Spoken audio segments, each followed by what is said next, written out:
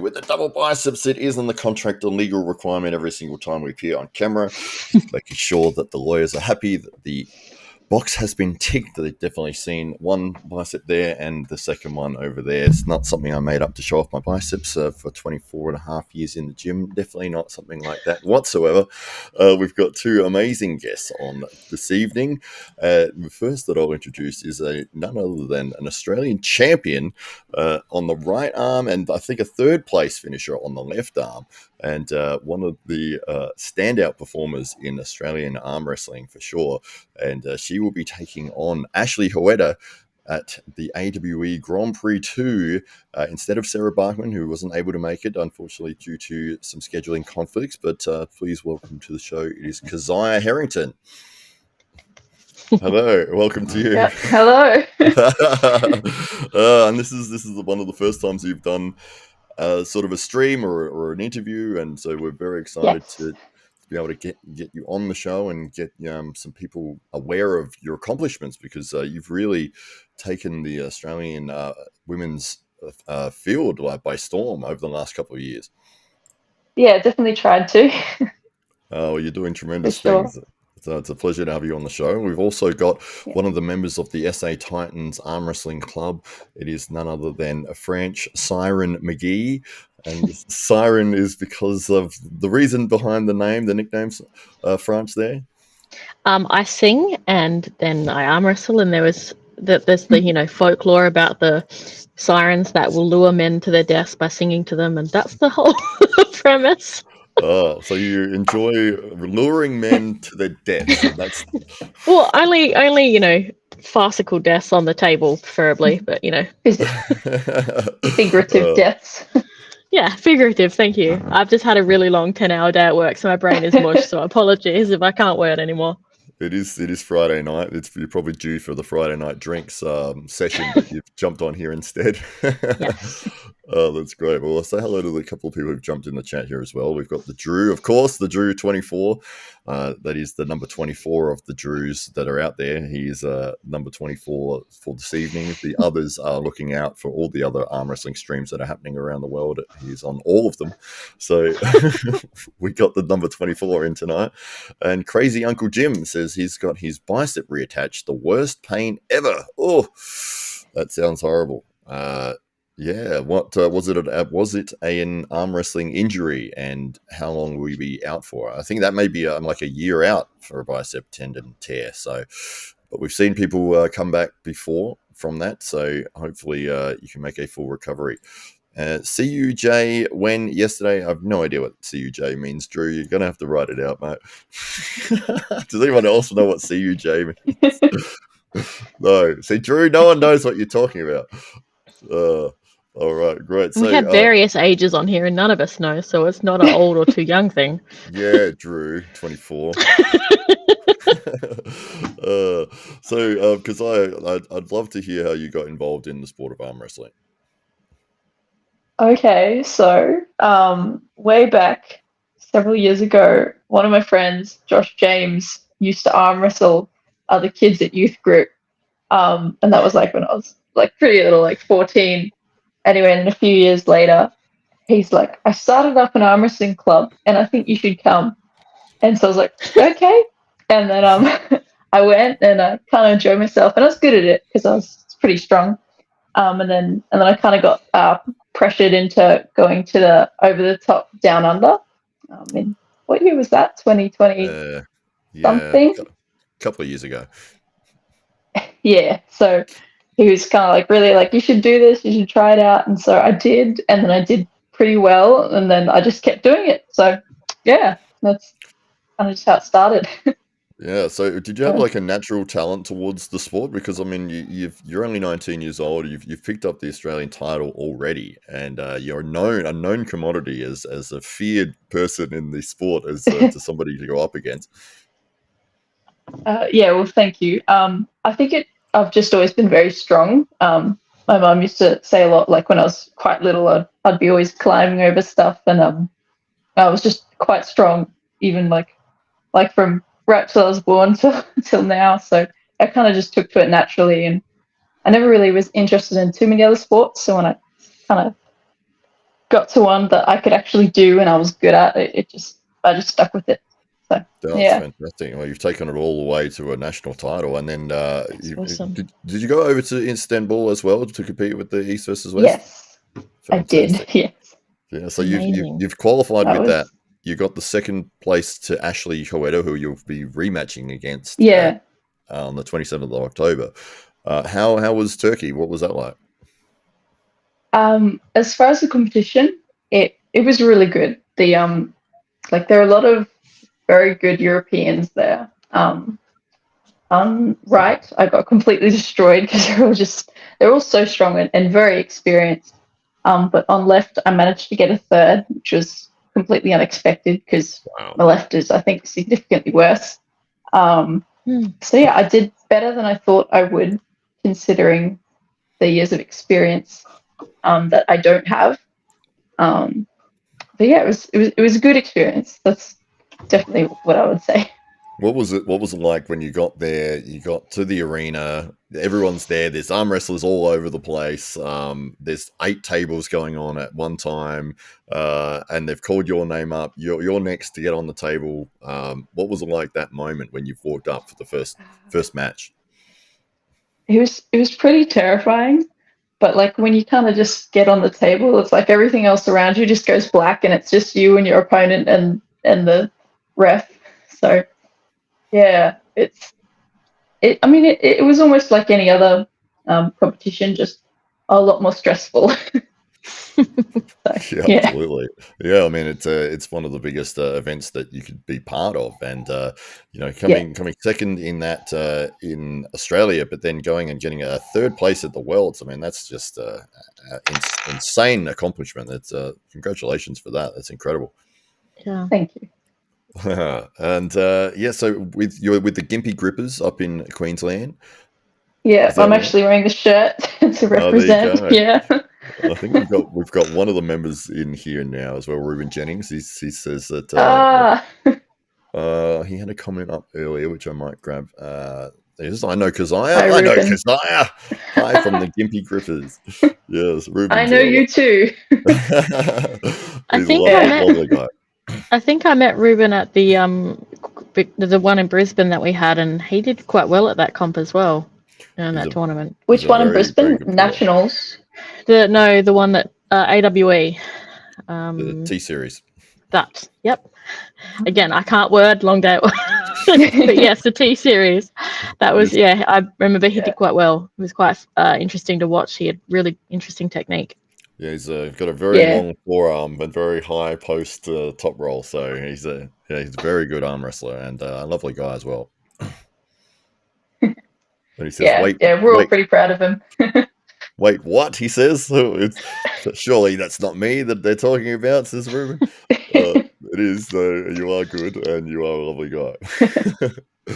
We've got an update on the injury from Crazy Uncle Jim. He says the arm wrestling injury was supposed to get that's a weird sentence. Yes, arm wrestling injury. Was supposed to get a never. God, come on, mate.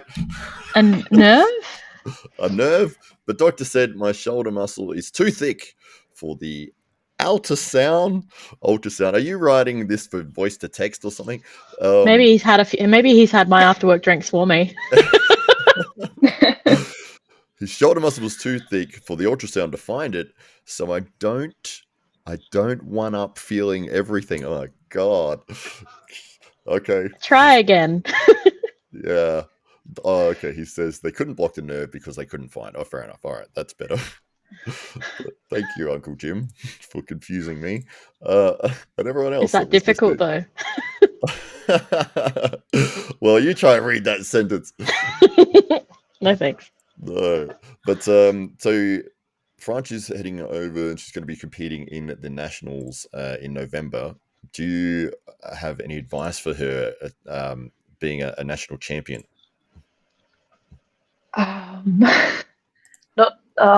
Well, firstly, you're competing in over 65, I would imagine. I haven't met you in person yet, so I think my left leg would be over 65. So yes, I would imagine I'd be competing over 65. There's some good competition. I have to say, I have to say, I don't think that they've done a smart weight split. Like 65 seems quite low. If you're only going to have 2 categories, Yeah. because like, what's the lightest female grappling, female puller going to be? Maybe 55, 50 maybe. And then so you got 15 kilos, and then anything over 65, you got up to like 120 kilo women in some cases. Yeah. That's like a huge weight class and weight gap. If you've got someone that's 66 kilos and they've got to go up against 110, like that just seems quite unfair. Yeah. You can definitely, like, weight is a pretty big deal for, like, when I went over to Istanbul, I was versing women who were probably into the hundreds, like just above, maybe 90s, and I'm like, I'm 80 kilos, so it's kind of like, yeah, there is a bit of weight between us, and I feel bad for anyone who would be in my weight class that's only like, well, that's 60 especially something or 70. Especially if they know how to use their weight in like a press or anything like that. You can only, you know, at 65 kilos or 66 kilos, you're not going to stop a 90 kilo presser. Yeah. Yeah, it's a lot of weight to hold, for sure. Yeah. Do we have anyone that we should look out for in the nationals that you know is going that France should be wary of? Run and hide from. So I don't know if Vicky's going, but she's the winner on left at the moment. She's always been really strong. She's got really long forearms and a really good starting game. Like she always manages to get a good legal start. So she'd definitely be one to worry about. And then there's a younger woman, Amira. She got me left. She came second left for nationals, and she's like she's very quick. And those are like the 2 main people I'd keep an eye on for sure. Okay. Yeah, quick is not my forte. I am a little bit slow. So I've been working on techniques to sort of stop those fast starters, because I think a lot of women tend to be quick in comparison, especially to me, who's like, oh yeah, they said go, okay, and then, you know, like so it is something that I've been like aware of is going to be my downfall. So I've been really working on sort of maintaining my start and catching that first hit as much as possible. Yeah, definitely practicing a lot of ready goes. Have you seen Keziah pull at all, France? I will be honest, I don't watch a lot outside of, you know, what's sort of shared on things that I follow, so yourself and a couple of others. But I did think I saw one of yours either on Facebook or something, and it was a pretty quick pin. Yeah, the speed Keziah has is pretty high. It's pretty up there. Let me bring up which one. Oh, so you're one of those speedy people that I don't like. Sometimes. Okay, fine. I'm kidding. I like you as a person. I just don't want to go against you. Oh, that's good. That's fair enough. Most of us are really friendly, so you're all right. I honestly have been... Sorry, I was loud. So, yeah, wow. So I've brought up a bunch of your matches that you posted here on Facebook, but you can see obviously you've got the top roll style going very well for yourself, and looks like you've got a great grip as well. A lot of the times in these matches, I saw girls trying to slip out, and you caught their fingers and pinned their fingers. Yeah, that was kind of in previous matches with that person and actually Vicky. They've done this technique where they somehow end up breaking my skin on my hands. Like I've had a couple of, like I've got a couple of little scars from like just fingernails, and that kind of I think that one was when she was trying to slip and it was kind of like hurting my skin. So yeah. Oh well, you grabbed hold of it. So what we're looking at here. So this is the meat stock event. This was in Australia, Queensland, I believe. Is it? Oh no, that was in Sydney. Yeah. Oh, this is in Sydney. Okay, great. There's the start. You see the speed there? Yeah, too fast, too strong. Great top roll. Have you always been a top roller? Yeah, I think usually. Have you? Do you try and practice your hook and stuff? a little bit, not as much as I Do you probably find it should. feels weird? Yeah, I find pressing feels weird. I just can't press. Maybe I shouldn't be giving all my weaknesses away because we'll be versing each other one day. I'm probably, I'm noting this down over here. I've got my notepad. sneaky, yeah. I'll have forgotten by like an hour, so don't stress. I'll just write it down. That's fine. French has the memory of a goldfish, so Okay. Yeah. So you're primarily a top roller and no press game at all. Or there's like a I'll use it if I have to. I don't think, from memory, I don't think I've used it in competitions that much. I don't think, but in training sometimes. But yeah, not too much. I can't press at all. It just doesn't work. I know how to do it, and I get the Yeah. fundamental movements of it. It's just laughably weak. Like it's just so childlike. I don't get why. I don't know. I like pressing. I think Yeah. I'll be honest. I think having the jits background has helped my like understanding of being able to put on a press so much better. Just because that's something fundamentally I've learned how to do, is how to put my body behind certain movements. Yeah. That just made sense to me. Like that was something that just made sense. So that's something that I don't do it heaps, but I do like using it when I can. Yeah, absolutely. I mean, it's a valuable tool. I'd love to have it in my arsenal. It's just it's like I would lose every match if I tried to put it in there. I'd be like this close to getting a pin, and then I'd go to the press and go, what? So yeah, it is interesting though that the press technique, it's almost like that glass cannon approach for guys or girls that are specifically just presses. That's their go-to move.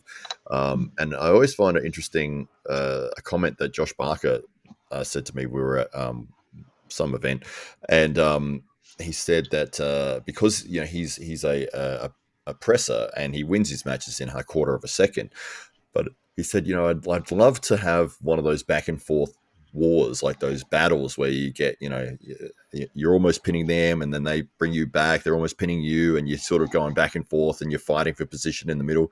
He said that his matches are over so quickly that he never really gets that opportunity, which I found quite interesting that, with that approach, it's like you're either going to win in a quarter of a second or you're going to get stopped and probably driven to the other side of the pad. So it's either going to get you the win or you lose, based off of the technique as well. But I just found that kind of interesting that he had that mindset of he'd love to have those back and forth wars, which is what the audience wants to see. That everyone who's an arm wrestler wants to be in one of those when you have to give it everything you've got, and you come back from almost losing and you get the win.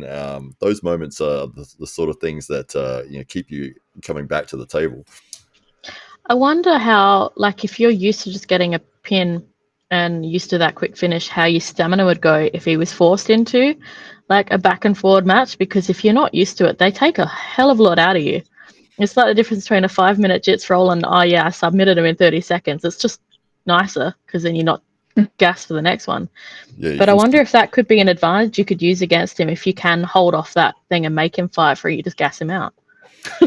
Yeah, well, potentially. I mean, he's so bloody quick with that press. I don't know if you've ever been on the table with him, but it's just lightning fast. And he beats super heavyweights with that at 70 kilos. So he's a monster on the table. But he does have the other techniques there. He just never really uses them. I mean, if you could win with the press, why wouldn't you? Exactly. So yeah, it's an interesting part of the sport that there is so many different approaches to finding victory, and some people will naturally gravitate towards pressing or top rolling or hooking, but they'll always have some unique quality that they'll bring.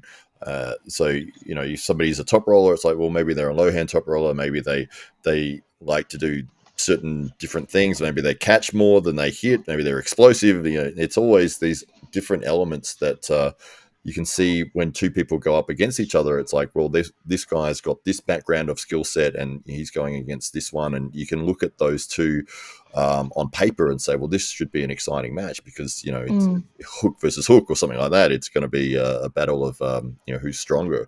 But that's one of the things I really like about the sport is that there's not just one lane of, you know, this is the only thing that works and everyone just does that one thing. There's multiple ways to find victory.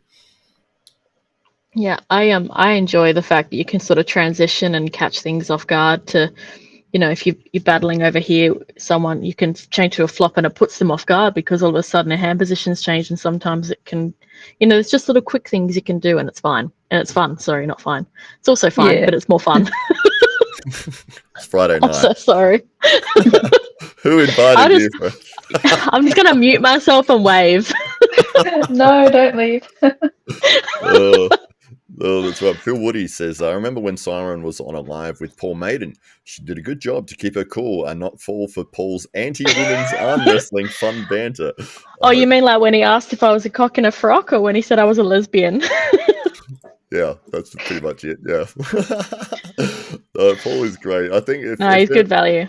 The fun thing about all the guys from the UK is that the first 10 minutes of talking to any of them is them insulting you.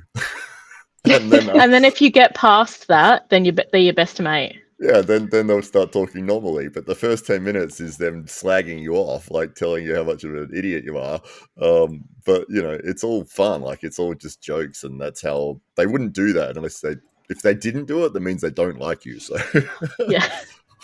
Have you experienced that at all, Keziah, with people from the UK or anybody in general that, you know,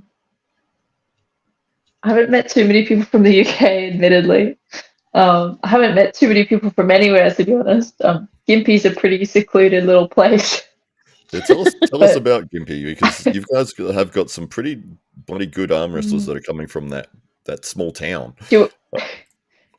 Well, I think it helps that, like, I don't know, Gympie, it's a pretty bogan populated place. We've got a lot of SJs. We've got a lot of You're really selling. I'll just ramble on about. I'll ramble on about Gympie a little longer. We've got the highest rates of gun ownership in Queensland, which a lot of us are pretty proud about. So what I'm saying is, like, to live in Gympie, you've got to be pretty tough, pretty strong. Only the strongest survive, basically. So I'd credit all the good arm wrestlers just to our harsh environment that we've all grown up in. Oh, that's great. There is some really top, and they're all lovely guys as well, and that I've met from there, and obviously yourself. There's Matty J, and is he from there as well?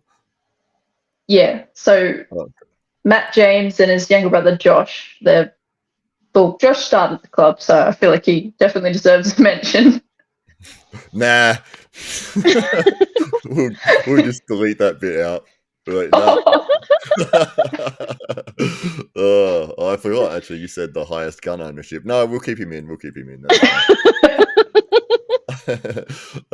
sort of place is Gympie? Is it a town? Is it a small city? Population's about 50,000, but it's like 2 hours from Brisbane, so Sunshine Coast-ish area. Right. Yeah. It seems to be that Queensland, for some reason, I don't know why it is, but has really set the standard for arm wrestling. And I think, what is that, like 9 clubs there or something now? It's insane. It's just we've got a lot. Yeah. The clubs like the Northside Vikings and the Krakens and like just all the clubs kind of along the coast area, they are really good. Like, they always bring the best competition, I think.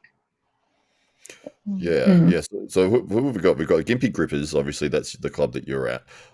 We've got the Kingpins with Ryan Bowen and Lachlan Adair and Richard Bourneman and Marcus Thuroy, and we've obviously got Torben Pelican with was it his Northside Vikings? Is that where he's from? Yeah. Right. Yeah. There's so many up there, and I keep hearing of more and more, and it's like, Hang on, is this another Queensland? Like, how many bloody clubs are up there? This is insane. We've got one. We got There's one a club. few, yeah. Well, that's great. It's good to hear that the sport is growing to a point where you can have sustainability for that many clubs, and or the powerhouse as well. But is there a bit of a club rivalry at all between anybody? Like not viciously, but like a friendly Yeah. get together, have a match or whatever.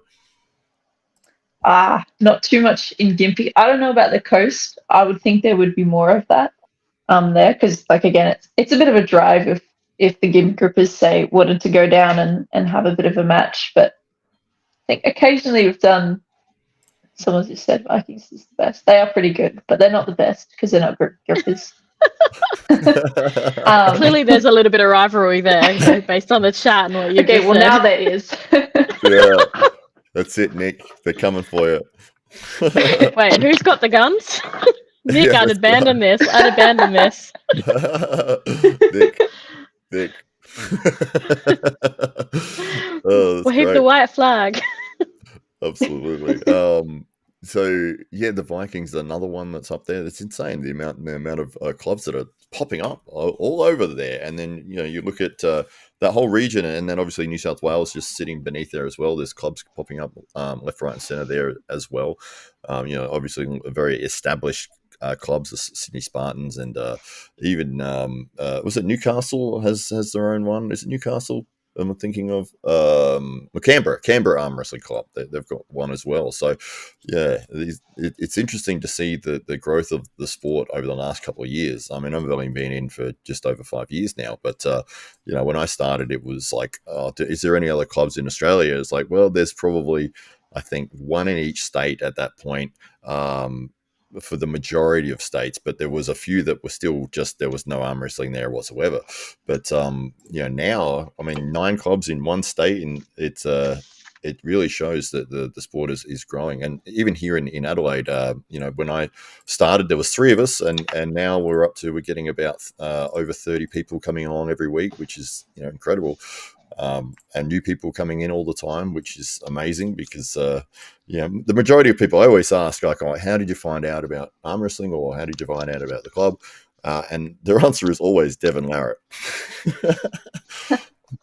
They'll always find Devon Larratt on YouTube, and then they'll be like, yeah, and then I searched up and found the club through Facebook or something like that. But it just sort of shows you the popularity that man has across worldwide exposure. Mm. Yeah, and Cool guy too. oh yeah, absolutely. Did you meet him when he came through for his seminars a few years back? No, but I met him at the Versus West tournament. Cool. Oh, fantastic! What was he doing there? He was just interacting with fans, sort of thing. There. Yeah, he was just there. He's everywhere. Yeah, really. Well, no, he was actually. He was also at the airport when I was leaving, so that was cool. Got to see him twice.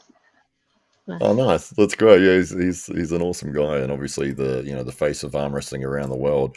Over 1 million subscribers on YouTube. Anytime you put that man on an arm wrestling table, there's a lot of people that want to see what he's doing. And he's got some great training techniques and advice, and he's always friendly to everybody. Wants to get on the table, pull everyone all day. So yeah, it's great representative of the sport in Devon Larratt there. But that was my first experience getting on a table with anybody was Tom Glacier in Brisbane to start with, but then it was the Devon Larratt seminar was my second one. So was that the shirt that you were wearing the other day for Tom? And we were like, ugly Jessa.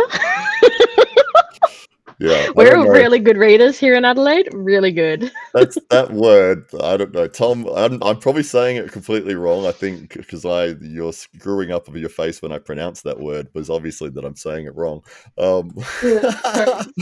Come again, please. Oh, with Tom's surname, which I always say it. Yeah, I was just like. Yeah.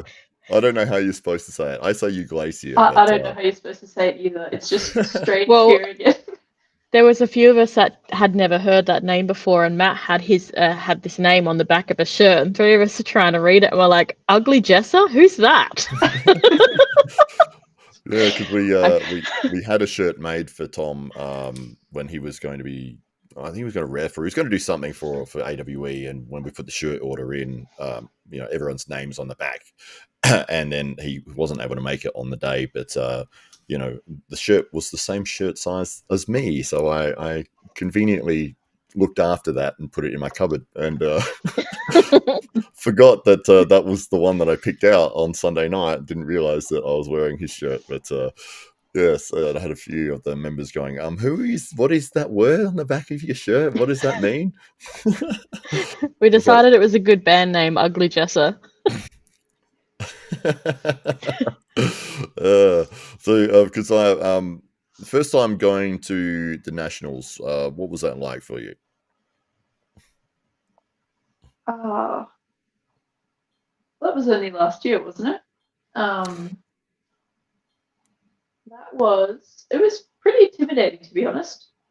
It was the second time I would be versing Vicky, and I was pretty nervous for that because I had versed her the first time at Over the Top, and she beat me pretty easily. I would say, and so last year was kind of my chance to redeem myself. And so yeah, I felt like the pressure was on. I felt like I expected myself to win, but I also didn't think I would. So yeah, it was a good match though. How did it play? How did that match play out? Well, obviously on left, not so well. But on right, pretty well. I think my setup on left wasn't very good. I kind of let Vicky and Demira have a bit of an advantage over me. But then Josh and I think it was Nick Hines, if he's still in the chat, he said they both suggested come on, you gotta fix this, and so when it got to right, I fixed it and it worked. So yeah. Is it advice that you need to still keep secret, or is it yes. a thing? Yes. Okay. And so what was it? So, I have a question, because you said that you prefer your right over your left. Do you train them both equally, or do you think you favour your right in training, hence why you believe that your left is worse, or is it just a preference? What's the? I think my left is worse because when I was really little, I broke it, so it's less strong. But I actually train it more than I train my right because I'm trying to catch it up with the other one. Yeah, cool. It's taking a while, but it's slowly. I think it's slowly getting better. So, yeah. Well, if you see that comment there from Eric, I believe that's definitely for you, Keziah. It says, sorry. There's a comment here from Erican who says, "What's your ideal man, and why is it me?" Oh, that's huge. But I'm sorry. If this was targeted at me, I'm sorry. I have a boyfriend, and he's perfect. So that would be my ideal man. Does he have a gun? He's about to get one. No. That's not a bad Christmas present idea, actually. I feel like you'll be getting one after this podcast and after Eric's comment. Well, I think Erican's based in Europe, so I don't think you've got anything to worry about there. There's planes these days. Oh, that's right. Well, yeah, exactly. So when you went over to Turkey, and did you have that same feeling of intimidation that you did at the Nationals, or you a bit nervous, or was it a bit of I don't really know what to expect? I knew what to expect. I knew that I would be beaten, but I kind of had a lot more peace about it. I kind of went in with, I'll try. But sorry, I'm just reading the comments. I kind of just went into it with I'll try my best, but I know that my best might not be good. Oh, that's fair enough. Absolutely. So with the left hand, obviously you've done tremendously well by getting a third place medal. How did the matches play out for the tournament in left? Super quick. I remember nothing. Remember nothing. It's all a blank slate. We had the first match. Sorry, the first match was with Ashleigh, so I already knew how that would pan out. And then the second match was with the second place winner, so they were over very quickly. That's on the right arm, yeah. Is that's on right? That the East versus West. Oh, right, yeah, okay. So, but you would have won a few matches leading in on the left, is that right, in their tournament structure over in Turkey? Sorry, say that again, please. So with the left hand in the tournament for East versus West, the qualifiers, well, it's not the qualifiers anymore. You're in Turkey, you've got the tournament happening. It's a left-hand draw, and you've got the third place overall. So how many matches did you have throughout that tournament on the left hand? It was only 3. Oh, okay. Yeah. That's right, but yeah. So you jumped. So you had Ashleigh there, and you'll be facing Ashleigh again, which we love the fact that you've stepped up. I wasn't sure, when I sent that message out that you would be interested, A, to start with, and then B, be available. So yeah, we really are very appreciative that you're stepping up against somebody of Ashleigh's impressive skill set and putting yourself against her and trying to get revenge for the last couple of times that you've faced her. Yes, it's all about revenge. Yeah. That's right. I was pretty disappointed for Ashleigh that she couldn't have versus Sarah, because that would have been such an awesome. Sarah is the face of female arm wrestling, and it would have been incredible for Ashleigh. So yeah, I am sorry that wasn't.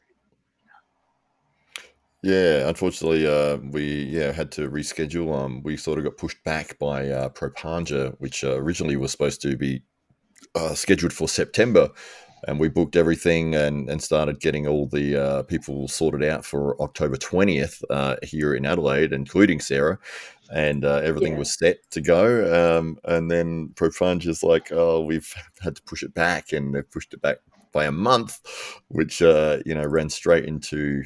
So Ryan and I will still be over in India on that date, and yes, we won't actually be back until I think the 23rd, and then we've got 4 days to get everything ready for the event. So, but it's exciting. But unfortunately, Sarah wasn't able to make the new date. She has something in Las Vegas, I believe, on that weekend. But it's just so hard to coordinate that many people all at once, and even though you say, oh, it's only a week, it's a week delay, but now this guy can't make it, and now this guy can't make it, and Sarah can't get there, and then and this person's dropped out, and somebody's got a wedding, and somebody else's hamster's in town, and so I wanted to ask before I forget. So Steve was over in Bali, and he was saying that they don't really train as much on the left hand. It is really hard to find left hand competitors. Did you think that might be the same for Turkey as well, which is maybe why you did so well, or you just think there's any reason behind why you think you did well on your less dominant arm? Yeah, I think you are right. I think they train their rights a lot more, because there was a huge difference. I think not so much the strength in my left arm, but possibly the lack of training in theirs. So if I'm a dominant left arm wrestler, I should go to Jakarta or Turkey, as I'm being told. Sure. Noted. Well, we'll find out how well your left holds up when you compete in the Nationals on November the 2nd. Yeah, we'll see. I'm scared. Are you also going to be competing on that event, Keziah? I am hoping to, yes. Awesome. Yeah. There you go. I have to defend my title now, I guess. That's right. Well, you might actually get to meet each other and maybe meet across the table from each other if it all pans out that way. Now I've been more scared. Thank you so much. Don't be scared. Don't worry. Really, we're mostly friendly. That's not why I'm scared. I'm scared because it's just that I've not had, there's not really been a lot of tournament experience that I've got to be part of because there's no women. And I've had super matches, but it's different because if you bottom out in one of your rounds, you've got another couple to try and redeem yourself, whereas you just don't have that. And like I said, I'm a slow starter. I take a bit to sort of, get revved up. So I don't know. I'm scared. When you hear a snap, just stop. Oh Lord. Sorry. I would actually rather it's my snap. I'd rather it be my snap than someone else's, because if I broke someone else's arm, I would feel freaking terrible. I put someone to sleep once doing. I put someone to sleep doing jiu-jitsu. He didn't tap out and went to sleep, and I cried. I'm not even lying. Like if I break someone's arm, I'm crying. I want to know more about this jiu-jitsu. Right? Like, is it? I know what it is, but like, are you like what belt are you? Like, what are you? So blue, but I started in 2016. End of 2016, and I trained for like 3.5 years, really consistently. Was training 3 to 4 times a week. Was doing really well, and then I got I was sick already, but then it just got really, really bad, and I couldn't train. I could barely work. Turned out I had endometriosis and adenomyosis, and so I was off for like 3 years. I had a couple of surgeries, and it kind of got better, and then I got pregnant, so I can't train while I'm pregnant either because I was dying. But had AMI and then went back to it and was in for about 2 years, and then I found arm wrestling, and I love arm wrestling, but I found that I kept getting injured from jiu-jitsu, and it was like ruining my arm wrestling opportunity. So like my first tournament that I was going to actually get to be part of, I'd been mostly training left arm. It's like because I'd had an injured right arm. And then literally the week before the tournament, I got my arm hyperextended and tore some ligaments and tendons in my elbow here. And so then had to compete right arm, which I hadn't trained at all. And was like so nervous and freaked out that I didn't warm it up, and I just panicked. It was a bad time all around. And then I also broke my elbow, my left elbow in April this year. Fractured my elbow doing jiu-jitsu. So I've taken a step back from it because I really want to focus on arm wrestling, and I want to see how my opportunities are there and see what I can do and just enjoy it a bit without having to worry about other injuries. But I do love it. Jiu-jitsu, I think, is a great sport for mental health, because it's not they hit me, I'll hit them back. It's having to it's like chess, but in a martial art, because you have to really think about what you're going to do next. You have to sort of read what they're doing and sort of plan your moves out. And it's quite fun, and just it's fun seeing what you can do to other people's bodies, like folding laundry with people still in them. Yeah. That is the perfect description of jiu-jitsu, isn't it? The art of folding clothes while people are wearing them. Yeah. Yeah. Or like we call them struggle snuggles. It sounds really bad now that I've said that out loud. Not around jiu-jitsu, but yeah, snuggles with a struggle, folding laundry with people still in it. Aha, we have your opponent has jumped in. Oh, hello, Ashleigh. Ashleigh Hoeta, the amazing bench press champion, and nominated for Woman of the Year actually in New Zealand. Wow. Yeah, she's what an achievement. How that, I haven't had any progress. How do we know when you'll get that actually? I don't know how that works, but I know the nomination is a huge achievement, and so we'll see what happens with that. But even if she doesn't win, I mean, she's done incredible stuff, not only in the sport of arm wrestling, but with bench press as well. And she's looking forward, and we're very much looking forward to seeing her over here in Adelaide on the 27th of October. What's Phil saying? Siren said I'm sweet. Siren sounds like a sweetheart, choking out guys, breaking their arms for fun, then crying in laughter. Evil lady. I'm just going to take the part where you said I'm a sweetheart and disregard the complete rest of it.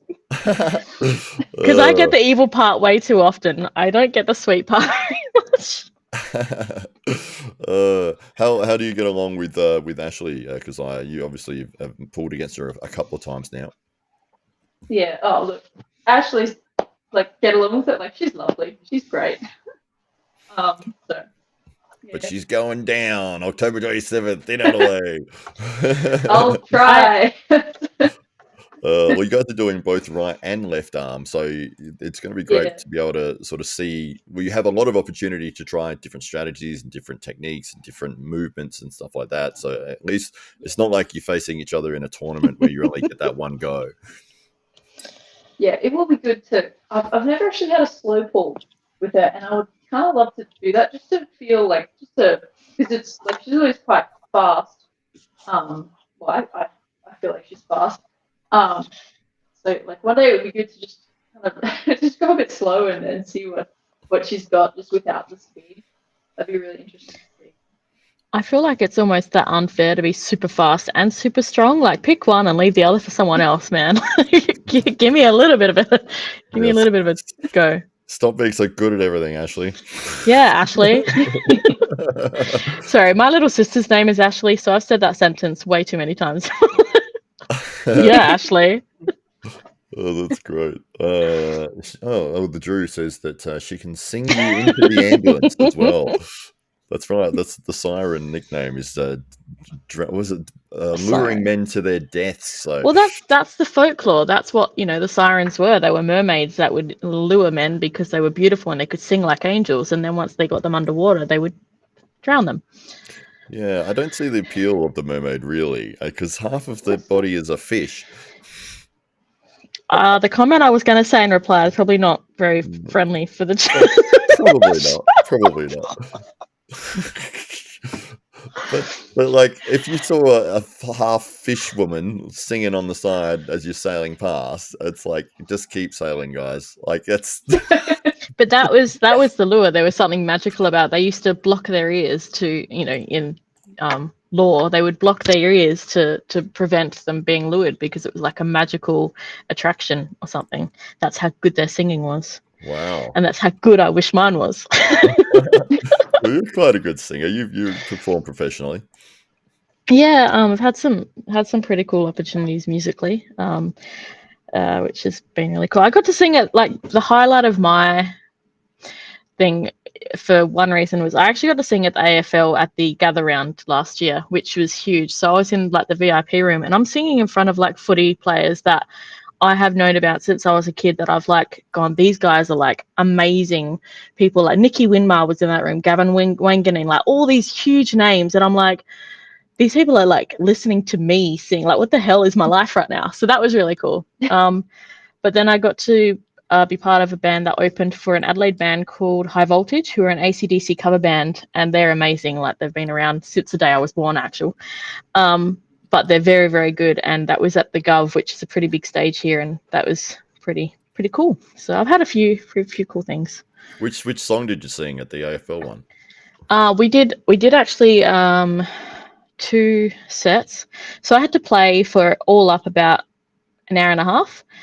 So we did like quite a few songs and we were like just background music. But the day before I played on that stage, Angus and Julia Stone played on that stage. Like that's the kind of level that I was like playing at, which was just mind blowing to me because I'm like, I'm just a pleb from Adelaide. What the hell am I doing? Well, but it was cool. It was a really cool experience. Sia is also a pleb from Adelaide. She's not a pleb from Adelaide. She's amazing from Adelaide. Her voice is next level. Like I don't know if anyone, but try to sing her songs in the keys she sings them. She's insane. Like what she can do with her voice is actually insane. Absolutely, yeah, for sure. We've got a good question here from Phil Woody who says, "What's the best way to follow Keziah and French compete?" Channel drops. Keziah. I'm McGonagall. Yes, no one knows what that is, Fraj, apart from you. You're gonna have to spell it out because it's a Harry Potter reference. Yeah. McGonagall, as in McGonagirl. So McGonagall instead of McGonagall from Harry Potter because I'm a nerd. And that's on Instagram and everything. But I think YouTube. He's so Phil's asking about the best way to follow when you guys are competing. So Keziah's match will be on the AWE YouTube channel. Will be streamed for free on October 27th, which is a Sunday here in Adelaide. So it's wherever, depending on where you are in the world. It's more than likely going to be a Saturday night for the US audience, and I don't know what it is for anybody else, but you can look it up. And he doesn't care. Well, I would if I knew it off the top of my head. But there's so many time zones I've got to try to keep track of. I literally have a clock right here with the US time on it right now. But which the battery's running flat on that. I don't trust that clock anymore.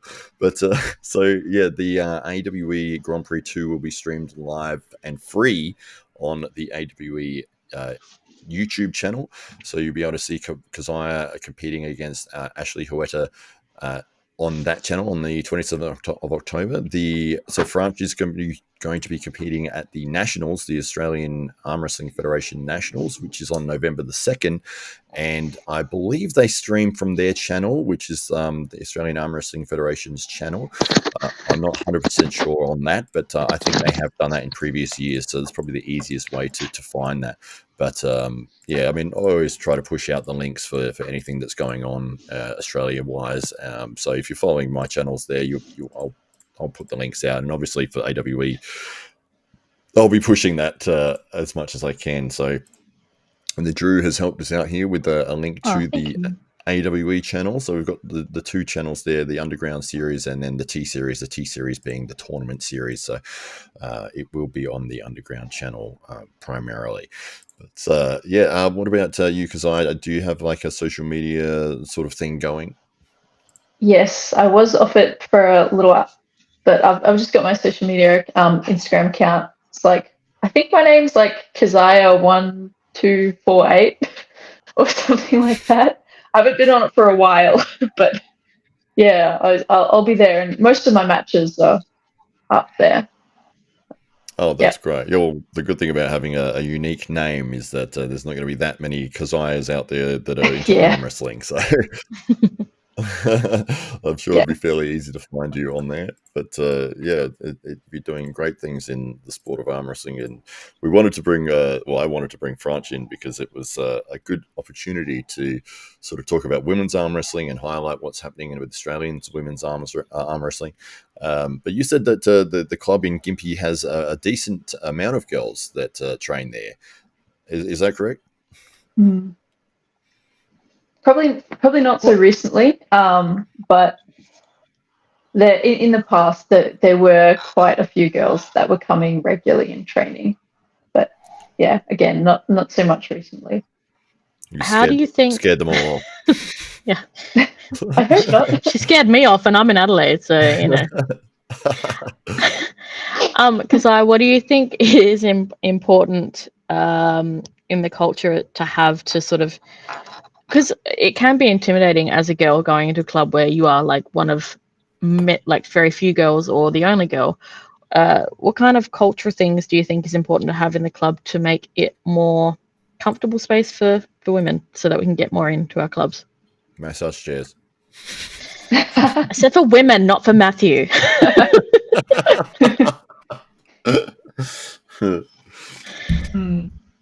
Well, I've always felt very welcome in all the clubs that I've visited. So I can't say that there's anything that they need to improve on or do better because they're already doing a good job. Do you I think think it's just potentially? Sorry, just on that question, on your answer there, do you think potentially you've been welcome? Because I mean, you started with Joshua James, who you already knew, so you sort of had that sort of safety net, and you might have been introduced going into other clubs, or was there some that you walked into knowing no one and they were still really welcoming? Yeah, most of the time I was going with people, because I'm only 19, and like a few years ago, I was quite young, true. So I'm not going to be going off by myself to too many places. But yeah, like having people there that I knew obviously helped. But honestly, everyone's so welcoming and nice that you could just, as a single person, be going and feeling completely welcome and safe and comfortable. Yeah, I would think so anyway. I mean, I walked into our club not really knowing, I didn't know anyone. But I guess I had a lot of, Jits is a very male-dominated sport as well, so I was kind of used to it, and I'm not offended by much either. Yeah. So that helps. But no, I think everyone in our club is pretty awesome, and they're very welcoming and kind, except for Matt. He's awful. But no, he's actually lovely, and actually Matt is great. He does take heaps of time to sort of teach all the basics, and he goes through it, and he spends a lot of time, and he's actually genuinely wonderful. I'm just a smart ass. But I think, I don't know, I think it's just the fact that it is a little bit taking a step in when it's just all men or like one woman that looks like me. I can appreciate that might be a little bit intimidating. But I think it would be so good to get more women in the sport. I would do literally anything to get a few more women in our club. Yeah. I'm going to put a caveat on that. Not quite everything, but a lot of things I would do just to get some more women, because it would be just nice to be able to like train a bit more with even people. I'm just going to clip that section where you said you would literally do anything to get more women in the sport. And I'm just going to end it there, and then I'll put that out. And Just gonna. Shit. You know what? You'd only have to put it in our freaking chat, and the guys would have a field day. Absolutely, Eric. I quit. Eric says, "How much did he pay you for that compliment?" It is $50 per compliment, Eric. If you want France to compliment you, just get her PayPal details. Send the $50. You'll get a lovely compliment from French. Yeah, but she may choke you unconscious afterwards. That's another $50. Yeah, that's the extra. That's the extra service. Well, Samuel has a comment here. He says, "More women in the club is good. Shall I identify as a woman to get numbers up?" No. Well, you got to do what you got to do, Sam. You can do it regardless, even if there's lots of women there. Just put on a skirt and away you go. I don't, each to their own, I think, is great, but I don't know how I feel about trans women competing in sports with other women. You do know how you feel about it. Yes, I do. But, it's your channel, not mine. I like, it's a safety aspect as much as anything else. There was actually, for a while, there was a trans woman in Australia. They were competing in jiu-jitsu tournaments, and actually causing a lot of like serious injuries to the other women. Danielle Curtis she's an MMA fighter here. She does jiu-jitsu, and she had to go up against this person, and this person's now been banned from all jiu-jitsu tournaments in Australia against women because of the fact that she was causing so much like physical injury to these women on purpose. It's not safe, and it's not fair. It's really not fair. So yeah. I disagree with, you can identify as a woman, but don't arm wrestle women. No, identifying as one. I think it's completely unfair, and it's a farce, and I hope that they change the rules and the laws around it, because I just think it's split into categories for a reason, and even within that you've got weight categories, you've got experience level categories. So why would you not stick to the original plan, which is men over there, women over there? All right, we get the competition going, and then so. And that said, I am a woman that will arm wrestle men, and sometimes I very rarely but can get a win on them. Doesn't matter. It really, men just have such a biological advantage in general that it's just too dangerous. Yeah, it's outrageous. Outrageous. It is outrageous. Well, you saw the uproar that happened with the Olympics with the boxer that won. I don't know if they won the gold with that match, but it was very frustrating, and the world sort of let their voice be known that they don't agree with it. And the weird thing with that one is, she's from a country where you can't be trans, you will get murdered, but they have a biological, like they were born a certain way that gives them is it XXY or some other chromosome, which does change their physical attributes and everything like that. And so I think it's very right to question it, and I don't think it was fair on the other women boxers for that to sort of be under wraps and hurt them to be allowed to compete in that level. The funny thing to me about it is that they're so strict on performance-enhancing drugs, but then they're like, have another chromosome, it's fine. It's like a guy standing there is like, oh yeah, I'm a woman, yeah, I'm going to compete against the women. Yeah, that's fine. No, go ahead. Yeah, you can do that. Are you on any drugs though? No, no drugs.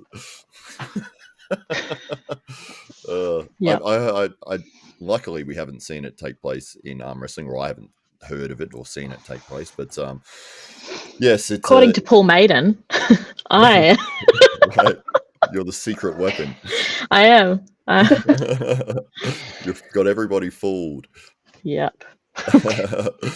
But Keziah, so this year, how's everything been going for you with your training, tournament wise? You said that you'd won the Queensland state titles as well. Yes. So yeah, this year I've done a couple this year. Stop it. Sorry. There's a little dog here, and he's been biting me for the last 10 minutes or so. Anyway. Great. So we yeah, want I've to done know pretty well. about the dog. Everyone's going to ask about the dog. Okay, great. He's been here for a while. He's okay. Come here. He won't stay still for very long because he's just trying to bite me. His name's Jax, and yeah, it's just been crazy. He's a fan of arm wrestling. He's a fan of biting arms.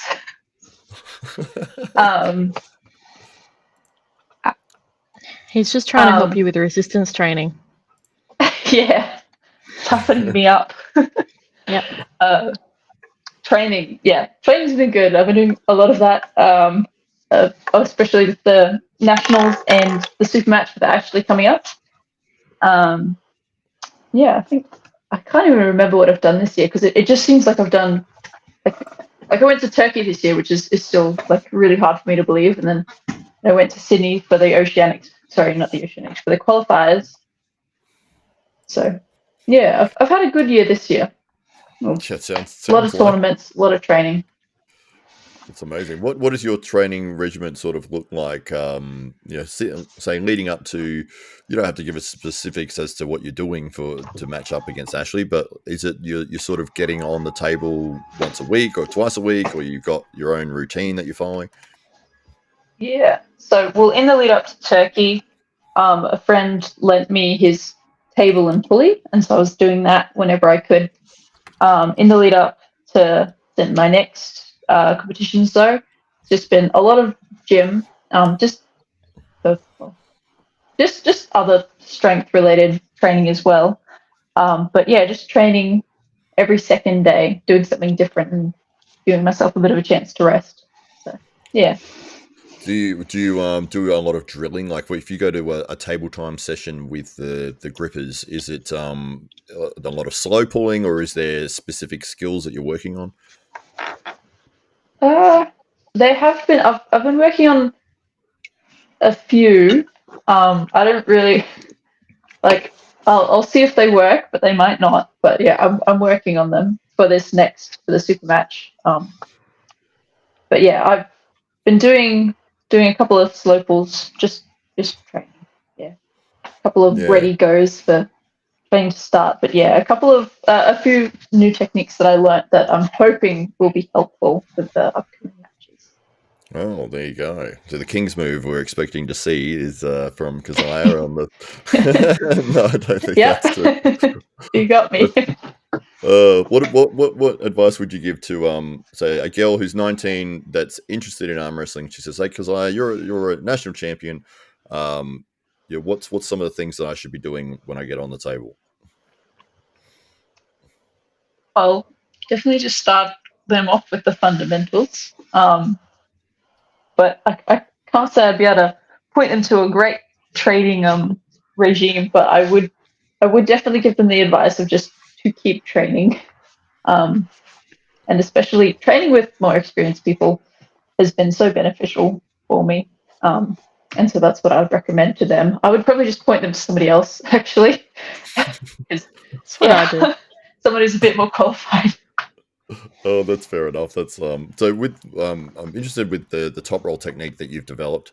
Did you naturally gravitate towards top rolling, or was it you tried all three and then you sort of or just that was the thing that you're like, no, this is working for me? Yeah, well, a bit of both, I guess. Like I kind of naturally gravitated to that top roll. Obviously tried other things, but nothing else just makes as much sense as top rolling does. Like it just seems like a natural movement, whereas the other ones, like though I can do them, they don't feel as natural. Yeah, that's one of the tips I try to give people when they first start is that you'll naturally gravitate towards one of the three areas, whether it's hooking, pressing, or top rolling. And it's sort of like whatever you feel is the most coordinated or the strongest is sort of, well, that's giving you the hint this is more than likely the right direction for you. So even you might get a tall person in there with a long forearm and you think, oh, this guy would be ideal for top rolling, but they just can't sort of coordinate that movement and they just want to turn Yeah. inside. And it's like, I just feel like I want to turn in. And it's like, well, if you feel like doing that, then build your game around doing that and, do either pressing or hooking and see how that game plays out for you. But you don't have to be restricted to, your genetic structure, which is something I really like about the sport. Yeah, it is amazing though, like, out of how well you can pick what someone's going to do, like mostly beginners, but what someone's going to naturally do just by looking at their arms. Like they've kind of got shorter, thicker arms. You'll be like, you're probably going to cup, or like they've got longer, strong wrists. You're like, yeah, you're probably going to top roll, and it's usually pretty accurate, just guessing. Yeah, that's a good point, actually. Fox 8 Ball from the UK says, bro, I'll literally top roll your nan. So thanks for that, Fox. Hey, Keziah, how tall are you? I'm about 6 foot. So Holy crap. Cool. Long arms. Cool. Got that. yeah, not really actually. But my forearms are quite small. Apparently, I found out not too long ago. I had a little bit of a win this week though. So at training on Sunday, I've thought my whole life I was 5'3.5", and then you've got some other guys in the club. They're like, you can't be that tall because I'm this tall and you're taller than me. We measured ourselves. I'm 5'5", so I grew 1.5 inches, and I'm pretty happy with that. Depends who was great. measuring, Good though. job. Your hair was spiked up. That's what it was. No, my hair was flat. It was flat. It's never been flat a day in your life. Well, shut up. No, because you got like Marty was going, but I'm that tall and you're taller than me, and I'm like, well, maybe you're lying about your height. So that's why they measured. That's why they measured me. But turns out I was accidentally lying about my height, and I'm taller than I thought I was. So it made me really happy because my sister used to tell me that the reason I'm strong is because I have like small man syndrome and I'm really paranoid about my height. So I've made up for it for being stronger. How tall are you? Like officially? 5'5". Wow. Well, Nowhere near 6'3" and 6 foot, but you know what? I'll take my little win. Well, some guys would die for another 1.5 inches. Yes, on their height. Yeah. Exactly. Well, it's all right. That's awesome. I'm sorry. Would you like me to leave? No, it's great. It's great. Man, I had a question and then that's just thrown me. So, although I did see a comment here which was interesting. David Hux from South Australia, he says there was a transpuller in WAL. Robin Chandler, which I didn't realize. I hadn't heard of that before. Obviously, WAL is out of business and has been for quite a while. But yeah, that is interesting. I haven't heard that before, unless that's a joke, and then I'm just saying that, and now I'm looking like a complete tool. It's like it's actually a woman, and then I've said, "Oh yeah, it's a trans man." So I hope you're not setting me up for a fall here, Huxley. But sounds like something Huxley would do. Definitely. Erican says, my practice buds straight up told me to pick one, but what feels natural for me is to keep trying. Yeah, well, that is one of the skills that you develop as an arm wrestler, is finding what's unique to you and finding your lane and where you have a natural skill set. Like for me, it's I'm sort of very, very good in the endurance style, and top rolling just makes sense for me. Hooking offensively is not that great, and pressing is laughably childish. But it seemed to be that was where I gravitated towards. But then you get other people that have the complete opposite skills. And France, we've noticed with your style, you've have developed this sort of flop wrist thing going on, but that has changed a little bit recently. Yeah, I mean, I can do it and I do use it when I want to, but I'm trying to not rely on it. So I've been trying to work on other things and like keeping like, because I would give it up because I knew that I could sort of pull through it. But everyone kept complaining at me, bunch of whingers. And so I tried to work on, other things so that people would shut up. And I have noticed though that my hands are getting quite meaty, which I'm not a fan of, but it is what it is. But because I've been trying to like work on, instead of flopping, just like carving or getting that cup a little bit harder or whatever it might be instead. And it's requires a lot more muscle than just flopping did, so that's annoying. But it is something I'm working on, and it will give me, I guess, more avenues to take instead of just flopping. It is the reason it's annoying when you're pulling against somebody that flops back is that the resistance just keeps changing and disappearing. It's like you're pushing like this, and then it's like you're like, ugh. But as I say, that sounds like a you problem.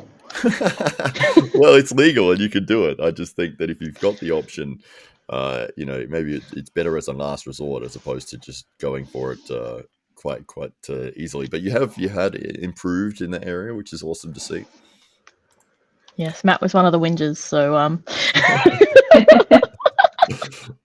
but you have quite a natural strong grip, which I think has come from doing the gi jiu-jitsu, where you're always grabbing the opponents, pulling them quite closely towards you.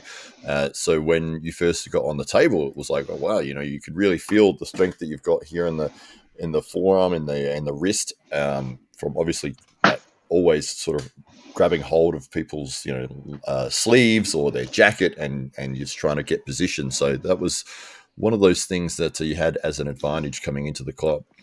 Yeah, I mean, I have, again, like probably because I said, I've always been a little bit naturally stronger than most people would expect. My brother literally introduces me to his friends as, oh, this is my sister, the freak, because he's 6'3" and 115 kilos, and I can still beat him in an arm wrestle, much to his dismay, So there is that natural side of it. But yeah, doing jiu-jitsu and everything, like I build muscle quite easy, so my body will just, whatever I'm doing, will just amend to make it easier for me, which is nice. That's why it's lovely of your body to do that for you. It is. It does a lot of shit things for me, so having the one thing that it does help me out with is really nice. I've got a video here, which I'm just going to bring up, which is of you arm wrestling a waiter at the Hot Pot. Oh, no. Just to clarify, the waiter challenged me, not the other way around. I'm not just walking into restaurants being like, waiter, arm wrestle me, damn it. They see our shirts and they want to take someone on and they just pick on the girl, so... All right, let me see if I can bring it up bigger than that. There we go. Oh, lost it. It's gone sideways. It's always Instagram goes weird when you zoom in on it. But there we go. So this is the second to go around. The second one where he tried to slip and I just grabbed his hand and was like, nope. All right. So yeah, I added this in. That's not actually true. Win a free meal if you pin the waiter, but nobody knew that watched it. But the secret's out. But should have got a free meal. Yeah, absolutely. Well, it's like $50 for 2-minute noodles, but yeah. So this is the moment here. So we'll see how it goes. The first pull round, he's talking to the people behind the counter and thinking he's all that until he gets pinned. Then he wanted another go. He's trying to do a bit of a top roll there. You've caught his finger. I don't think he realized that you could continue once your finger was caught, and the lovely surprised expression on his face at the end there. To be honest, my favorite arm wrestle in random restaurants is with the guy that owned Masala Soiree, because the look on his face afterwards just has me in stitches every time. He was just like, it just happened. And it was hilarious. He was so sweet about it, though. He was just shocked. Yeah, he went and cried about it later. I hope not, because he was really nice. Have you had that at all, Keziah, when people say that, oh, you're a champion arm wrestler, like, let's have an arm, let's see how you go? One time I was wearing an arm wrestling shirt just out in town, and some guy at like a Lifesavers kind of stand is set up, and he's like, oi, I'll give you an arm wrestle. And I'm like, nah, I don't really want to. But my mum was with me and she's like, no, go on. I'm like, oh, I really don't want to. Anyway, so she made me do it and I did. And I don't think he was expecting to lose. Oh, that's awesome. So what, you just absolutely flash pinned him? Yeah. Oh, that's fantastic. Well, it is like a superpower though, isn't it? I mean, because it's Yeah. such a hidden secret skill. And for somebody to go, oh yeah, let's have an arm wrestle, and they have no idea what they're doing because they're used to just getting on the kitchen table and doing this, you know? Yeah. And then you throw your whole body weight into their fingers and roll through the. And they're like, wow, what the hell's going on? My favorite part is when people start to tell you the rules and say, oh, Oh, yeah. you're not allowed to use your body. You're not allowed to bend your wrist. You're not allowed to do this, that, or whatever. And it's like, well, actually, you are, mate. When I first started the job that I'm in now, I started arm wrestling in July last year, and I started this job in August. And so I'd only been here a couple of months, and I went out. One of the guys that I work with, he's a DJ, and I went and watched his gig, which I'm also doing later tonight. But he's got a mate who I'm literally up to here on his friend, and his friend is like lives in the gym. He's this big buff guy, kind of looks like Matt, but not. And James said to him, oh, you know, she arm wrestles. And he goes, oh, come on, give me an arm wrestle. I was like, no, like, it's fine. He's like, no, give me an arm wrestle. So we go over to the bar. And all I've done, I've just sort of just hit, like, got my cup and got my, like, in fingers, pronated into his fingers. He's going, like, actual red, trying to pin my arm. And I was just holding him with the, like, in his fingers. And he was like, what is going on? What is this magic? Couldn't get the pin. And my friend James, like, this is the best thing I've ever seen in my life. I will never forget this moment because his, like, mates always beat him up in everything they do. So he was pretty happy. And that's my little win for the... You know, it is like a secret thing, like a superpower, hidden talent. Like, and people are just astounded, but they cannot understand why they can't move their arm. Like they're giving it everything they've got with their strength, but they're doing it with side pressure only and with a flat wrist. And it's like, you know, you just frame against that, and they're not moving you, and it's. It's the best. I never pin people. I always wait till they give up, which is more it's more humiliating. It is. And yeah, but then sometimes you get people that say, well, no, all right, then we'll see if you can pin me. But it's like, I go, oh, okay. I always count it in. I always say, all right, I'll do it on 3. So that you see them like get all like geared up, you know, like, all right, yeah. And I go like 1, 2, and they're like, yeah. And then it's like 3, and I just go whip straight over. And they're like, the arm just goes whip. It's so confused. It's like, yeah, well, there's a lot to this. I'm trying to explain the very, very beginning of what we're doing here. But yeah, I love the fact that people get up on a table, like we're doing a demo or something like that. People will come up, they'll try arm wrestling for the first time ever. They've got pure side pressure from the kitchen table at home, and the rule sets that their mum and dad have told them is the correct rule sets internationally. But, you know, within 5 minutes of just explaining back pressure and positioning and cupping your wrist and rolling, you know, their strength is like 10 times what they were 5 minutes ago, which I always love that, you know, seeing somebody improve that rapidly just from very small little corrections. I remember the first time I gripped up with you, Matt, at the AWE after pool, because my friend like literally dragged me over and made me do it. And like I just remember like you sort of were, you are so strong, right? And you've sort of had a go and you're like, oh, you're really strong. I was like, wow, that was so condescending. You were so nice. And you didn't mean it like that. I'm like, I felt so not strong in that moment. I felt like a little tiny little ant that can do nothing. And yeah, you were so not, oh, you're so strong and try this stuff. And you're like, there's some technique. I'm like, there's technique to arm wrestling? And you're like, yeah. And that's when I was like, this is cool. And yeah, so, but that's first experience was Matt, who just demolished me and they went, oh, you're so strong. I'm like, yeah, okay. I had the same thing with Mindaugas Dolkus over at Arm Gods in the UK, who's you know, a very, very powerful super heavyweight. And this isn't that long ago. This is like, you know, 9 months ago or something. And he got on the table. This is after full a few hours into it, and he goes, "Oh, which are you right-handed or left-handed?" I said, "I'm right-handed." He goes, "All right, let's do left hand." I don't know why he said that, but sure, let's do left. And my left is nowhere near my right. Anyway, we get on, and he lets me hit, and I sort of, try my top roll, and you can feel when somebody could just contain it like it's so easily. And he goes, "Oh, that's really good. Well, that's really strong." And I'm like, get out of here, mate. I know where it is, so that's not strong at all. Like the time I tried to arm wrestle Ryan Bowen, I just tried to move the arm, and I ended up dislocating a bone in my hand. Really? Yeah, and I was literally still training with it for like 2.5 weeks, and it was so sore. And I went to my guy to do something, like pick something else, and I was like, "Can you just have a look at my hand? It's really sore." And he goes, "You're an idiot," and just goes crap and pops it back in. I was like, "Oh, that feels so much better." It's like, how did you do that? I'm like, oh, and then I realized it was trying to move Ryan Bowen's arm, which was the stupidest idea I've ever had. But wow. I didn't know that story. Yeah. I think I've told you twice, but you never listen to me, so it's fine. Yeah, you can use it for $20. You would have jumped on the table a few times with Ryan, I'm sure, Keziah, being in Queensland.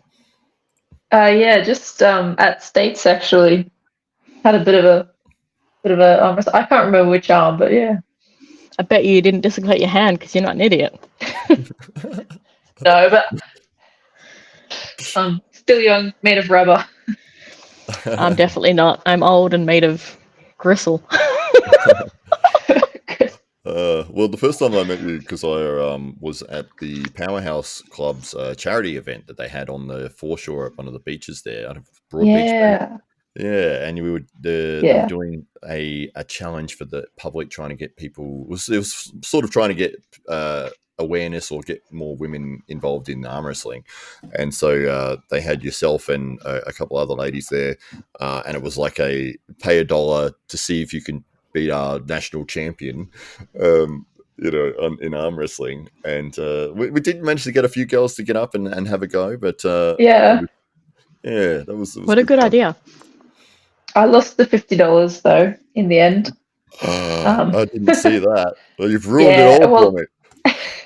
It was to a guy, and I'd already arm wrestled several guys and girls, so it was bound to be lost anyway. But I'm sure he would have enjoyed that story though. But I mean, how do you sort of feel super proud winning that $50? Because you go, oh yeah, I won $50. I beat a girl. Yeah, how'd you get $50? I beat this girl in arm wrestling. Really? Oh, okay. Well, it's your shout then. Yeah, so obviously with Powerhouse Club, and then you've got the Gympie Grippers, and all the other clubs that are up there. Do you guys sort of try to work together to get promotions happening, or to have some potential this club versus this club kind of thing? We have done something similar in the past, but we can also be very unorganized, and it is very difficult to get things moving. But yeah, we've definitely had like a few like big group events where it will be a couple of clubs, and those have always been good. And I think there's some chatter of wanting to do something like that again, but it's just a matter of kicking people up the pants and like getting them to actually do it. So yeah. It is difficult sometimes to get people motivated, and you've almost got to set everything in motion for them, and then just point them at the thing and go, there it is, go that way and do the thing. Because at any point where you say, well, what do you want to do? That's the end of it. It's not going to happen now. Yeah. It can be very difficult to get things up and running and off the ground. Did you find, so were you arm wrestling during the COVID period? I don't actually know. I'm not sure. That seems like a really long time ago. What year was that? That was 2019. I don't think I was arm wrestling at that time, no. Okay. All right. I think I started 2020 or 2021. All right, so you just missed it. But I remember because they restricted everything, and then obviously arm wrestling is, you're holding hands with another person. You're right in each other's face. but yeah, we weren't allowed to run our practices at the club anymore, and all the rest of it. It was all shut down for everything. And I just remember I was like, well, screw that. I'm not going to stop. And so I was driving around every Sunday. I would drive and pick up like 5 or 6 people and then take them to somebody else's house, and we'd run a training session. So I was like, I'm not great. stopping. Yeah, it was one of those things. But if I hadn't have done that, I don't know if we would even be sitting here right now, because the club probably wouldn't have reformed. There was only, I don't know, 8 or 9 of us at that point. So it's so easily, my point being, it's so easy for things to fall apart when you don't have a driving factor or somebody or several people that are pushing things forwards. Yeah. You get the people that are quite happy to just turn up each week and then go home, and that's it. And that's okay. That you need lots of people like that. But always big credit to the people that put the time and effort into organizing events or training sessions or anything to do with running the actual thing, so that people have a place to go and train. Mm. And Dominic Lawrence is in. He says, "G'day." Where do you guys all train? Is it at somebody's house, or like what's that setup? Yeah, okay. So we all get there, and we have a storage room with all our tables in it. So the first 15 minutes, everyone's unpacking and setting it all up, and it's good. And then we pack it all up at the end of the night, and we have like 2 people in there that know the magic order that everything has to go in to fit in this storage room. Yeah, but it's good. It's it's nice. We have a good place to go. Thank you to Dave Stockbridge and Real. But it is a good venue. And it's got quite a big space. So we have 8 tables, I think. Yep. Yeah. And now we've got the point where we've got people waiting for tables all night. So it's not everyone can fit on a table at once, which is really cool. Yeah, well, that's great. It's such a big contrast to what it's been when I started, and when I think we had 2 tables. I mean, that's all we needed because there was 3 of us. But yeah, the progression and slowly adding more, and now obviously you can get 16 people going at one time. But when you've got more equipment, you've got a better space. I mean, we started it on Tim Graham's driveway, and then obviously we were able to get into the community center, which has facilities. It's got toilets, and it's indoors, and it's got carpet and all the rest of it, and it's 4 walls, which we spill chalk on every single Sunday and have to try and soup it up. Certain people spill chalk all over it. Last. Yeah, absolutely. David Huck says the Riverland group is in my shed. Oh, there you go. So David Huck has his own thing happening out in the Riverland in South Australia, which is awesome to see. And he does pop down to the club whenever he is in Adelaide, and we always appreciate seeing him. But we might give it another couple of minutes. I can see that it's Friday night and everyone's getting a little bit tired there. So we'll give it a couple more minutes to see if anyone's got any more questions or anything for France or Keziah. But we will be seeing both these ladies in some big events coming up very shortly. Next month, on October 27th, we'll see Keziah getting her revenge, or trying to get her revenge, against Ashleigh Hoeta here in Adelaide at the AWE Grand Prix 2 event, which is not only will you see the right and left arm match between Keziah and Ashleigh, but there'll be an 8-man double elimination tournament taking place as well, with some of the top guys in the Southern Hemisphere. And France will be competing at the AAF, the Australian Arm Wrestling Federation Nationals, on November the 2nd, which is in Melbourne, is it, I think, this year? Yep. Yeah, so that should be streaming on their channel, the Australian Arm Wrestling Federation. They usually do a stream, although it was like 2 years ago they had a live stream, but it got taken down and removed because they had copyrighted music playing in the background. Oh, no. Hey, Keziah, one question for you. Does your partner, does he do arm wrestling as well?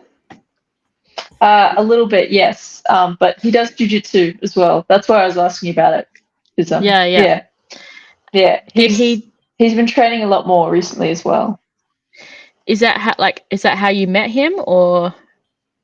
Yeah. Yeah, I met him at arm wrestling. Oh, really? Do you know what? I feel like I'm single, and when you start, like, if you meet a guy and you start talking, they're like, "What do you do for fun?" And I'm like, this is either going to make it or break it, because I find that guys generally are intimidated. They're like freaked out. It's a weird hobby for a girl to have, I guess. So it's probably good that you met your boyfriend in the club. But yeah, it is interesting, like the reactions that you get, like the way it's perceived. It's a girl, you do arm wrestling. Like, yeah, it's funny though. I think it's a good way to sort of filter out the guys that are not worth my time anyway. But it's funny. Like the immediate responses are like, "That's a really weird hobby for a chick." I think it's great. And then I tell them I can also choke them for fun if they want. Which they do.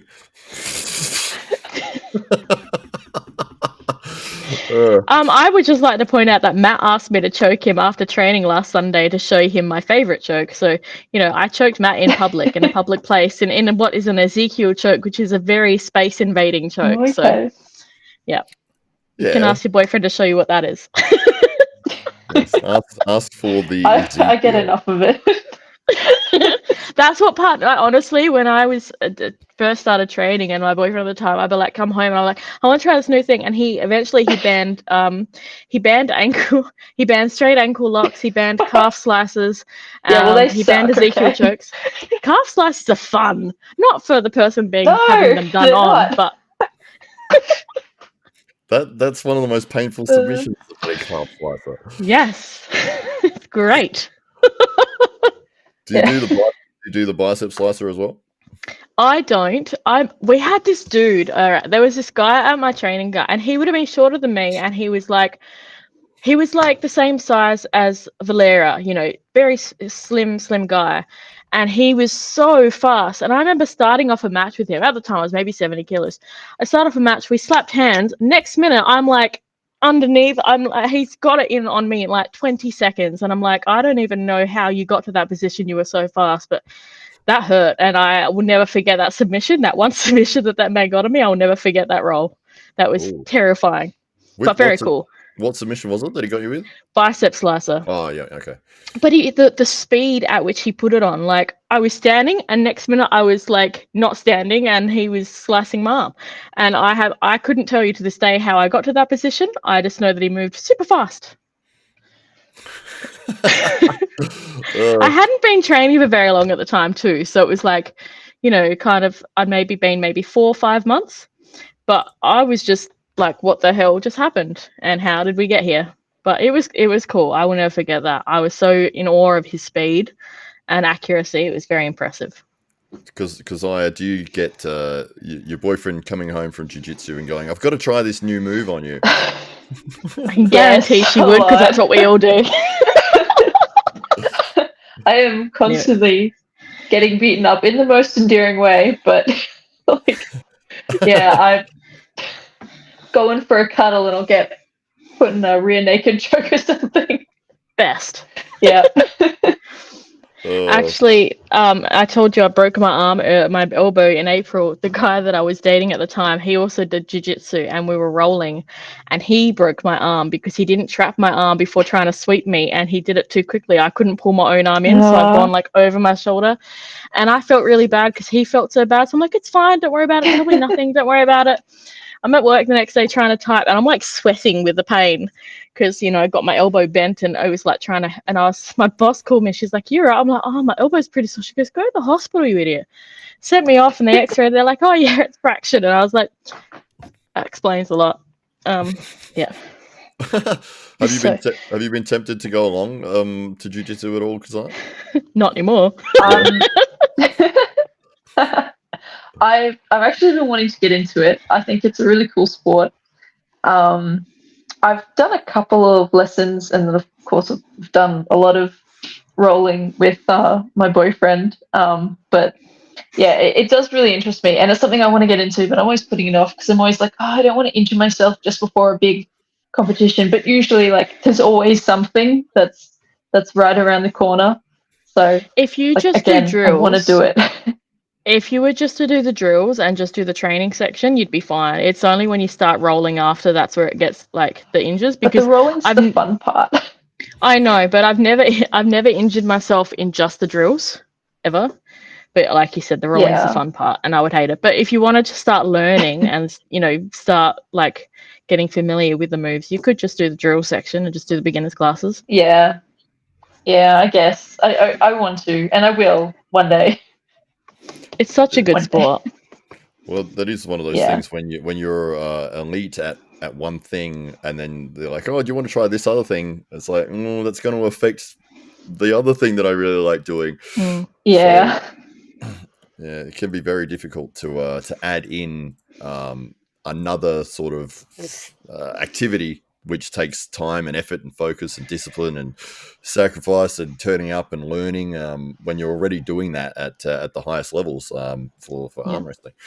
So, yeah, but well, it's been an absolute pleasure having you ladies on the show tonight. We might wrap things up here. So nice to meet you, Keziah. Yeah, Yeah. you too. I know, I'm a Good. pleasure. But no. Yes, you are. Thank you. Well, hopefully Hear you that? guys. Hear that? Whoever said I was who said I was evil before, after they said I was a sweetheart, she thinks I'm a pleasure. She hasn't met you in person yet. I just had the point. Well, hopefully you guys will get to meet face to face on November 2nd in the Nationals tournament for AAF, the Australian Arm Wrestling Federation in Melbourne. So France will be competing there, and Keziah, I think, is still looking.